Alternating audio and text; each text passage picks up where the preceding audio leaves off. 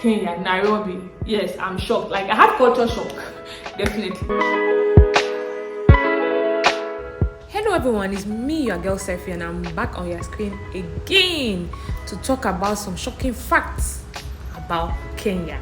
Yes, and as you can see, I'm still in Kenya, and as I'm here, I kind of noticed some things that were kind of unique, so I would say shocking or very different from other African countries. So I believe this video will be fun, educative, and hopefully helpful to you watching. So sit back and enjoy.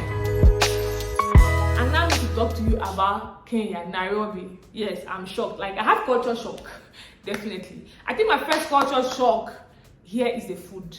Maybe I'm wrong. Maybe I need a Kenyan to further take me around. But I've been trying to get like local food. Like, what is the local food here? Maybe because I'm just here for like 5 or 6 days, but I've been eating mostly fast food, and they don't really have. Please don't come for me. Don't come for me, please. I don't really have variety like Ghana or Cameroon. Yes, but they don't really have variety like Ghana or Cameroon. They mostly have a lot of foreign restaurants, modern restaurants, luxurious restaurants. That one I give it to them. They have a lot of luxurious restaurants and luxurious places. So the second thing that kind of shocked me or surprised me, that's maybe my culture shock, was the fact that a lot of the system here is cashless. So you need to have mobile money. Here they call it 𝗟𝗲𝘁'𝗀. 𝗟𝗟𝘁 is like for Safaricom. Yeah, Safaricom is like the biggest network provider in Kenya. It's the cheapest. They have Airtel though, but Safaricom is like the cheapest. I need to have money in it. Or if you don't have 𝗟𝗟𝘁, I need to have a card. So you can go to a place and you want to buy something, they will tell you they don't take cash. Like, I was shocked. Why in Ghana and Cameroon people prefer cash? Yeah, they take cashless, don't get me wrong, but people prefer the cash payment system. But here they prefer the card or the wire or the digital payment system. The third thing, yeah, that I found interesting is the habits, like the welcome habits. Let me say that. I feel like if I have to grade, I'm Cameroonian, but I would say Ghana is very welcoming. Cameroon second. Then Kenya, they are polite. They are welcoming, don't get me wrong, they are not rude. But if you see people that are like, hi, hello, how are you, welcome.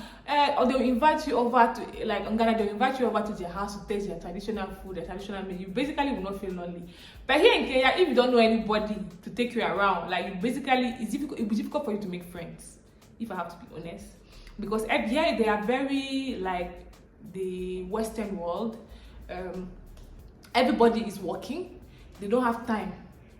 Like, they're not trying to be rude, they don't have time. Everybody is on business. Like, if you meet someone in the street or anybody you don't greet, they don't mind. If you greet, they're okay. But in Ghana and Cameroon, you go to the bank, for example, you don't say hello ma, hello sir. They will not serve you, they will not attend to you. But here, they don't mind. Here is strictly business. Let's do what we need to do and get away from here. Thirdly, I would say the Kenyans, obviously East African, they are very beautiful and they have good shape. You know, they have nice skin. I've not really seen a Kenyan with acne. Maybe I'm wrong, but so far on the street, I've not really seen a Kenyan with acne. Yeah. Another interesting fact: when I was in the Uber, I saw them distributing free newspaper, like free newspaper. So apparently, the companies that paid for the adverts in the newspaper, and they want catering for the cost of the newspaper. So that means that the newspaper that are given on the streets and everywhere are free. They are completely free.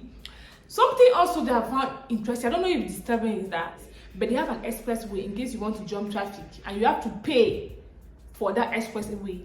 But that expressway is free though. You pay a certain amount. I didn't recover. So imagine there's traffic. You can choose to pay to jump the traffic and at a fee. Yeah. I don't know if it's good or bad, but I just feel like it shouldn't be so. It's just different. I feel like this is the first country I have seen that. Also, yes, the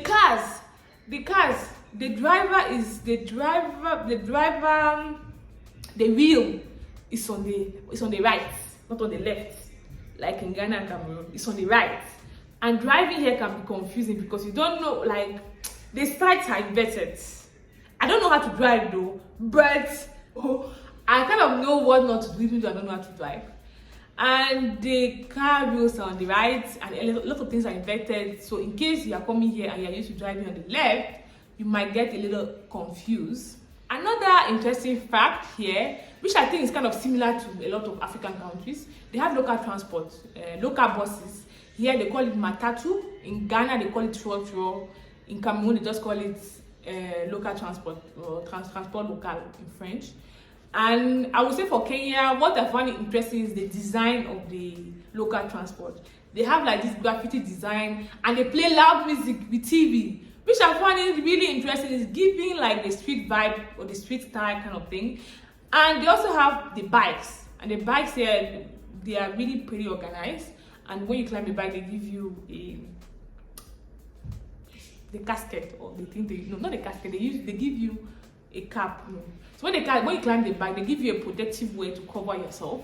And you can also find the bike on Uber and Bolt. But in case you're a foreigner, I will advise you for safety reasons to use Uber.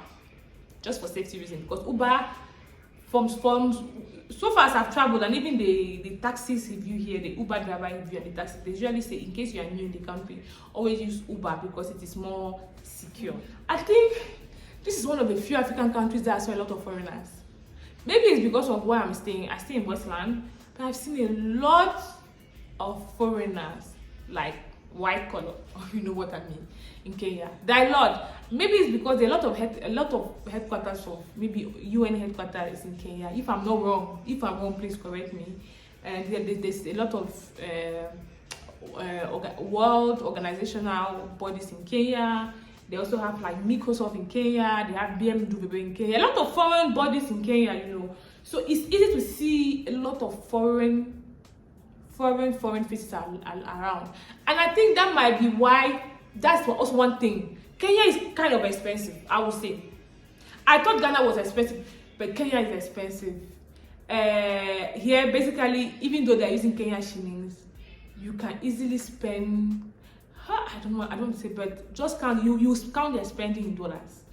And if I want to compare, when I was in the US, for example, I don't think I spent as much when I was in the US like I spent when I'm in Kenya. And maybe it's because a lot of foreigners, I don't know, they have a unified language, an official traditional African language, that's Swahili. Just like in Ghana, they have 𝗬𝗎. Yeah, they have a unified African language that they all communicate. But so far, so good. In summary, Kenya is a beautiful place. It has a lot of tall buildings. They speak Swahili. The people are beautiful. They have nice skin. I like their accents. Yes.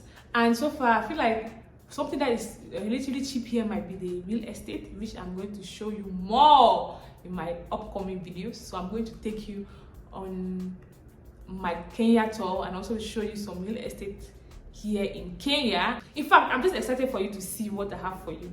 So in case you haven't subscribed yet, please kindly do so by clicking the subscribe button down, and see you very soon. Bye.